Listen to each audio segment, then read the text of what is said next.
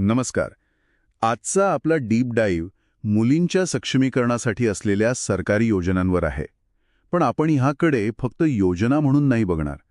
आपण हे पाहणार आहोत की एका मुलीच्या जन्मापासून ते तिच्या पायावर उभं राहीपर्यंतच्या प्रवासात सरकार तिला एक सहप्रवासी म्हणून कशी साथ देतं. हा सहप्रवासी दृष्टिकोन खूप महत्वाचा आहे. कारण या योजनांची रचना बघितली ना की एक गोष्ट एकदम स्पष्ट होते. सरकार आता एकवेळच्या मदतीच्या पलीकडे जाऊन सततच्या गुंतवणुकीचा विचार करते. म्हणजे ही फक्त मदत नाही तर एक प्रकारचा सामाजिक करार आहे. अगदी. प्रत्येक योजनेला एक अट जोडलेली दिसते. मुलीचं शिक्षण असेल, कुटुंब नियोजन असेल, किंवा तिचं कौशल्य विकास. बरोबर. मला वाटतं आपण या योजनांना 2 मुख्य प्रकारांमध्ये विभागू शकतो. एक आहेत सुरक्षा जाळी योजना म्हणजे सेफ्टी नेट, ज्या तात्काळ आधार देतात, आणि दुसऱ्या गुंतवणूक योजना. हो, बरोबर आहे.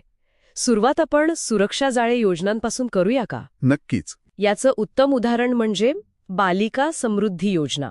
यात मुलीच्या जन्मानंतर आईला 500 रुपयांची म्हणजे एक तात्काळ मदत मिळते. रक्कम छोटी वाटू शकते, पण त्या क्षणी ती खूप महत्वाची ठरते. हो, आणि पुढे ती मुलगी शाळेत गेल्यावर तिला शिष्यवृत्ती मिळत राहते. आणि याला जोडून महाराष्ट्राची माझी कन्या भाग्यश्री योजना आहे. हो, ती तर दारिद्र्य रेषेखालील कुटुंबांसाठी आहे. आणि त्यातली अट अशी की एका मुलीच्या जन्मानंतर पालकांनी कुटुंब नियोजन शस्त्रक्रिया केली तर सरकार थेट 50,000 रुपये मुलीच्या नावे मुदत ठेव म्हणून जमा करतं. अगदी.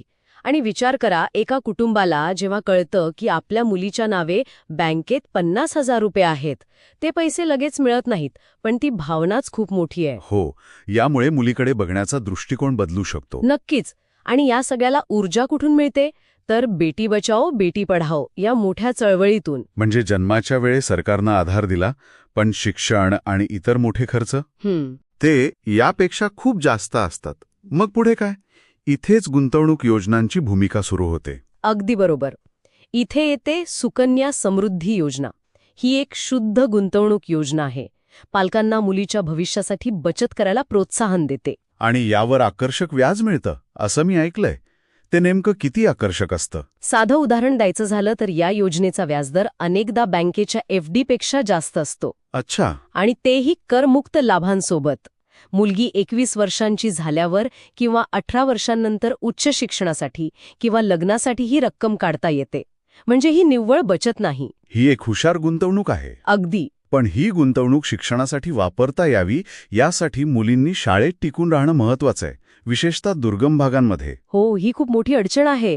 आणि त्याच गरजेतून कस्तुरबा गांधी बालिका विद्यालय योजनेचा जन्म झाला. अच्छा. ही योजना अनुसूचित जाती, जमाती, OBC आणि अल्पसंख्याक समुदायातील मुलींना मोफत निवासी शिक्षण देते. निवासी शिक्षण म्हणजे हॉस्टेल वगैरे? हो, म्हणजे शिक्षण, राहणं आणि जेवण सगळं काही मोफत. ही एक संपूर्ण आधार प्रणाली आहे. पण एक मिनिट, ही योजना तर झाली दुर्गम भागातील मुलींसाठी. मग शहरातल्या किंवा ज्यांची आर्थिक परिस्थिती बरी आहे पण मुली हुशार आहेत, त्यांना तांत्रिक शिक्षणात पुढे जायला काही वेगळी मदत आहे का? तुमचा मुद्दा बरोबर आहे. आणि तिथेच CBSE उडान योजना महत्वाची ठरते. उडान योजना? हो, ही योजना 11वी आणि 12वीच्या विज्ञान शाखेतल्या हुशार मुलींना इंजिनिअरिंगच्या प्रवेश परीक्षेसाठी म्हणजे JEE तयार करते. अच्छा, म्हणजे त्यांना कोचिंग मिळतं का? अगदी. मोफत ऑनलाईन मार्गदर्शन, अभ्यास साहित्य, टॅबलेट सगळं काही पुरवलं जातं. वा, म्हणजे या मुलींना स्टेम क्षेत्रात करिअर करण्यासाठी पंख देण्याचा प्रयत्न आहे. बरोबर. तर या सगळ्याकडे पाहिल्यावर असं दिसतंय की जन्माच्या वेळी आर्थिक आधार देण्यापासून बालिका समृद्धी, भविष्यासाठी गुंतवणूक करायला शिकवण्यापर्यंत, सुकन्या समृद्धी, आणि शिक्षणात टिकवून ठेवण्यापासून ते व्यावसायिक करिअरसाठी तयार करण्यापर्यंत, कस्तुरबा गांधी आणि उडान, प्रत्येक टप्प्याचा विचार केला गेला आहे. हो, हे एक संपूर्ण जीवनचक्र पूर्ण करतं. या योजना फक्त पैसे देत नाहीत, तर त्या प्रत्येक टप्प्यावर मुलीच्या आयुष्यात सकारात्मक हस्तक्षेप करतात.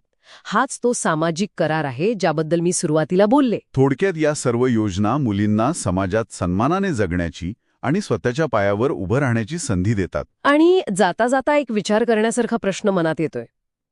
या सरकारी योजना एक मजबूत पाया नक्कीच घालतात, पण समाजात खरा बदल घडवण्यासाठी वैयक्तिक स्तरावर असं काय करता येईल जेणेकरून भविष्यात अशा योजनांची गरजच कमी होईल?